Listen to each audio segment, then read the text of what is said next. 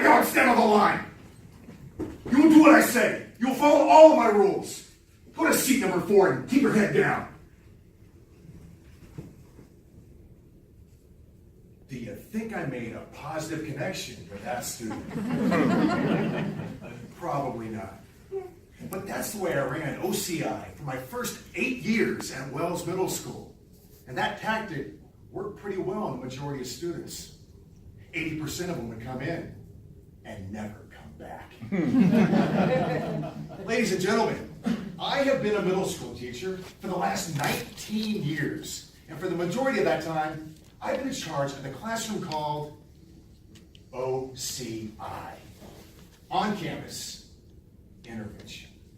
Basically, it's a room for the bad kids. The kids that get detention, that get suspended, and even get expelled.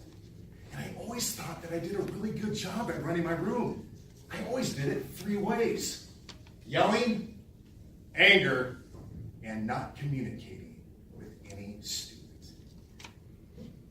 Then one day, several years ago, I had an epiphany that changed my life. I was in OCI, and I received a phone call from a teacher named Big Mama Watson, BMW for short. She called me up and she said, hello, Mr. Politiski. This is your favorite teacher calling again. I'm sending another student down to you. This boy decided to squirt baby oil on the other kids in class. Bye and have a nice day. The next thing I know, I hear a knock at my door. It was Lamar, a frequent flyer, part of the other 20% that kept on getting into trouble no matter how much I would yell at them. I said, "Get in here right now and stand on the line. What is wrong with you?" That question, I never really expect an answer to. But on that day, he gave me one. No disrespect, Mr. Politiski, but why do you keep on yelling at me? I'm never going to change. You don't care about me. I took a couple steps back because I was in shock. And then I thought to myself, Rich, why do you keep on yelling at them? Why do you keep on doing the same thing over and over and expect a different result? At that moment, I knew I must change. So I made a promise to myself. For the next 3 months of school, no yelling, no anger. After those 3 months, the same kids, that 20%, stopped getting into trouble. I knew I must make another change. But I continued not to yell and get angry. Why? Because my wife said that I was much happier when I got home from work. So what did I do? Can I get a drum roll, please? Relationships. I started to build a relationship with each troubled student. And you know what? It worked. I found the solution. That 20% stopped getting into trouble. You see, deep down inside of me, I always knew I should change.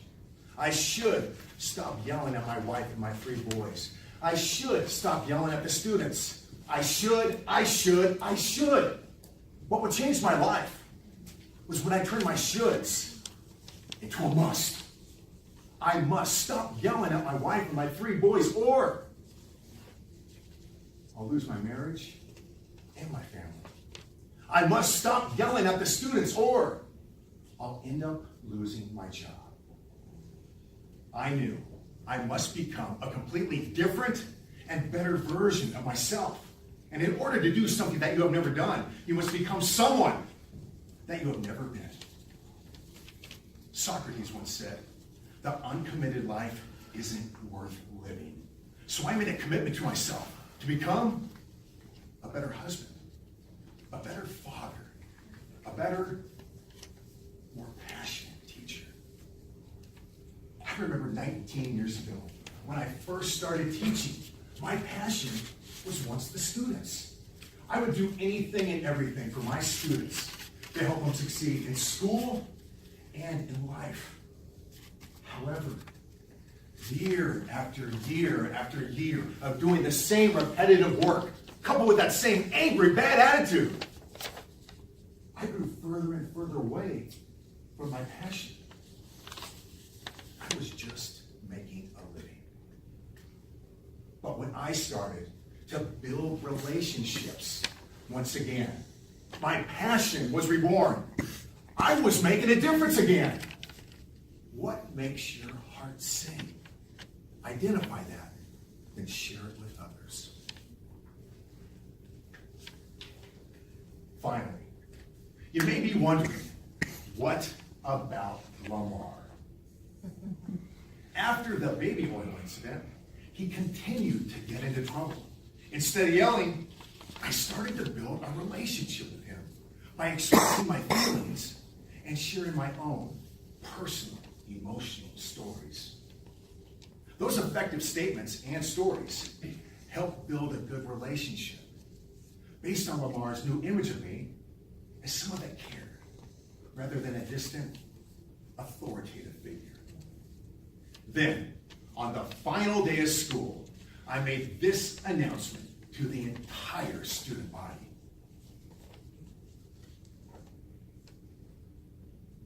Once upon a time, there was a student that got sent to OCI every day. He even had his own seat. Number 4. Then days and weeks and months passed with still no one sitting in seat number 4. Did he drop out of school? No. He was in every class, every day, behaving properly and doing his absolute best. Ladies and gentlemen, this young man became a completely different and better version of himself. I present to you my student of the year, Lamar Johnson. Madam Toastmaster.